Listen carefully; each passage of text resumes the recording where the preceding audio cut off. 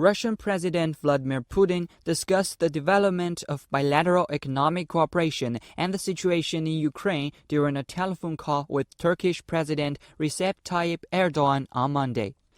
The Kremlin said both leaders focused on tasks to further promote economic cooperation, including measures to improve the contractual legal framework, boost trade, and use national currencies in transactions, as well as to ensure uninterrupted supplies of Russian energy. Putin and Erdogan also exchanged views on the situation in Ukraine, including ways in which both countries can coordinate efforts to ensure safe navigation in the Black Sea and the export of grain to global markets.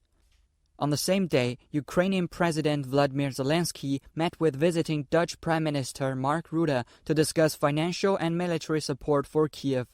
At the talks, Zelensky thanked Rutte for the Netherlands' allocation of €200 million of additional financial support for Ukraine, which will help ensure the financing of payments for Ukrainian teachers, doctors, and pensioners.